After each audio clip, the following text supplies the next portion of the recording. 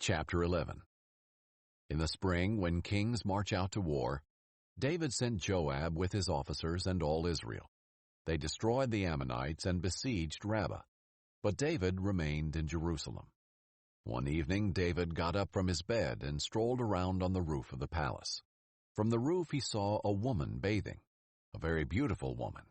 So David sent someone to inquire about her, and he said, "Isn't this Bathsheba, daughter of Eliam and wife of Uriah the Hittite?" David sent messengers to get her, and when she came to him, he slept with her.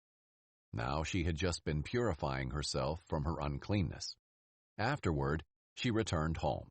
The woman conceived and sent word to inform David, "I am pregnant." David sent orders to Joab, "Send me Uriah the Hittite." So Joab sent Uriah to David. When Uriah came to him, David asked how Joab and the troops were doing, and how the war was going. Then he said to Uriah, "Go down to your house and wash your feet." So Uriah left the palace, and a gift from the king followed him. But Uriah slept at the door of the palace with all his master's servants. He did not go down to his house. When it was reported to David, Uriah didn't go home. David questioned Uriah, "Haven't you just come from a journey? Why didn't you go home?"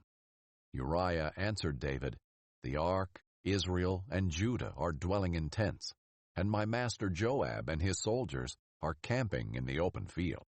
How can I enter my house to eat and drink and sleep with my wife? As surely as you live and by your life, I will not do this." "Stay here today also," David said to Uriah, "and tomorrow I will send you back." So Uriah stayed in Jerusalem that day and the next. Then David invited Uriah to eat and drink with him, and David got him drunk. He went out in the evening to lie down on his cot with his master's servants, but he did not go home. The next morning David wrote a letter to Joab and sent it with Uriah. In the letter he wrote, "Put Uriah at the front of the fiercest fighting. Then withdraw from him, so that he is struck down and dies." When Joab was besieging the city, he put Uriah in the place where he knew the best enemy soldiers were.